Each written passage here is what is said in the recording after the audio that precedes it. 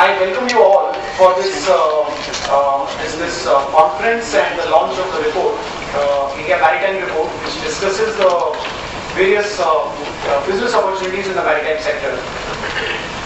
Economic growth in India is driven both by exports and domestic consumption. Our economy, unlike Southeast Asia, is based both on the domestic side as well as on the export-import. It's just not trade dependent. And that has been a really good thing because that has really helped us insulate from the global crisis or the economic crisis that was present in last 1 year. Having a domestic consumption economy has really kept our economic growth rate. It's come down a bit, but not as much as what has happened in many other countries in Southeast Asia as well as in Middle East.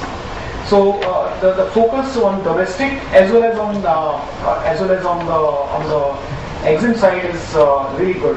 Now this has a lot of implication for the kind of opportunities which are going to come in the maritime sector and specific to shipping, ports, shipyards, container logistics, which we will discuss as we go forward. Now, what we are saying as a firm is that India should initiate setting up of large regions. You can call them maritime cities, you can call them maritime clusters, super ports region. In India, if you look at it, you look at Mundra, Kandla, Jamnagar, that whole area in the Kutch of Gujarat, that's emerging as a major maritime cluster, and there's a lot of opportunities coming in there relating to industrial development as well as of the maritime sector, which is your coastal shipping, which is your port development, your bunkering facilities. Many of these things are. And last 10 years, since Reliance Refinery was set up sometime in 95-96, since then the whole region on the Kutch side has really grown substantially.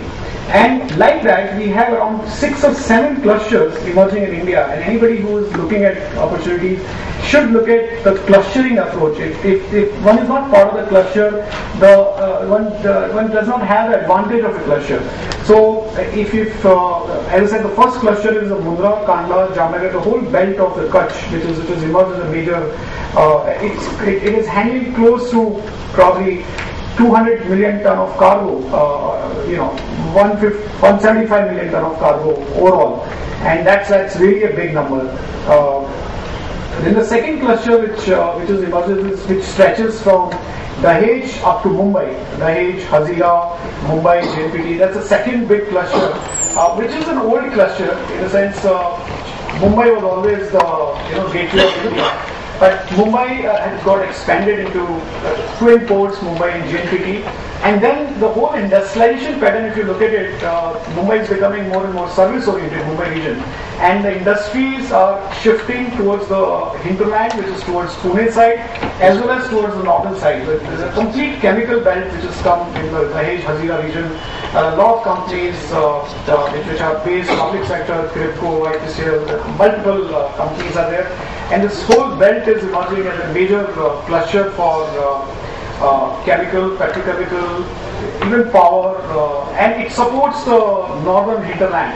So both you can call it a Kandla cluster and Kutch cluster and the Mumbai cluster, they not only have a lot of industrialization within their cluster, but also they support the industries and the cargo movements in the hinterland. Now the third big cluster which is happening after Mumbai is Goa and up to Karwar.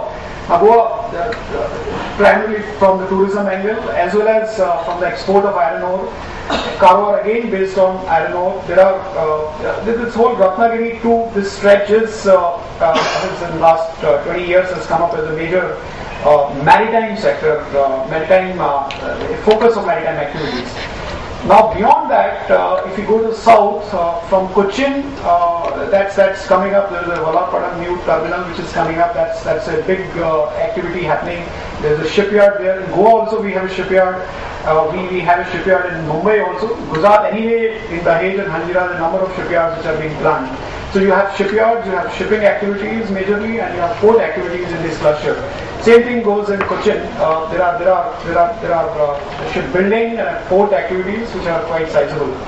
Then on the east coast, if we go, there is a Chennai cluster. So there are multiple port activities happening from Ennore, Chennai.